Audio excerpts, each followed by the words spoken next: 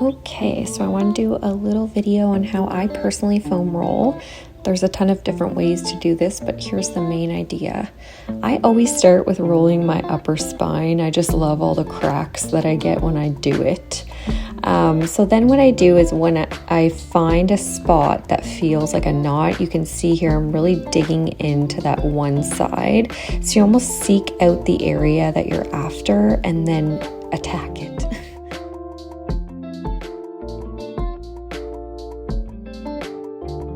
Moving on to my least favorite area, the IT band.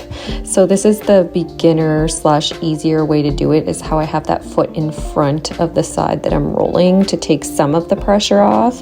I do kind of bite the bullet for you guys here and do, like, you can see my face, lifting both of your legs is going to kind of put more pressure onto that for you. This is a really tight area for a lot of people and you should do it daily. So then I just kind of move on to rolling my quads, which I don't mind. Again, seeking out those knots and really wiggling into them when you find them.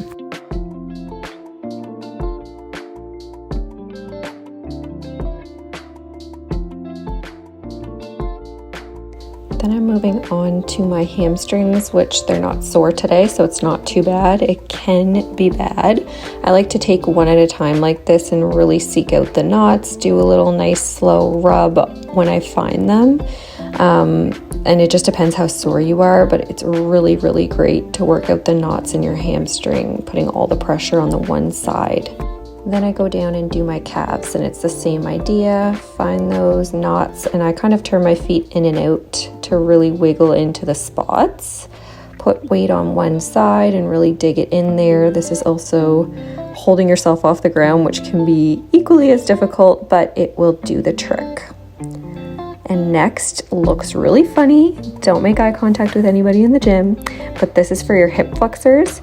So you're gonna actually kind of halfway straddle the foam roller. You want to feel it press against your hip flexor with your leg up. And then you'll just kind of do tiny little rocks. You'll feel it in your hip flexor to know that you're in the right spot, but I just kind of wiggle slowly in and out and kind of really get some pressure in on the hip flexor. Last but not least, it's actually my most favorite because this is my really big problem area, are my glutes and the glute medius, so the side glutes.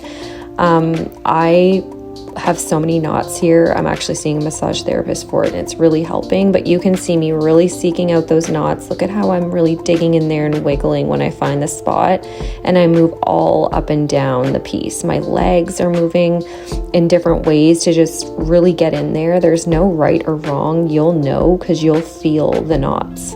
This is definitely what I spend most of my time rolling. It's going to be different for everyone depending on your problem areas, but make sure that you're dedicating at least a minute to each body part that you're doing and each side of the body that you're doing.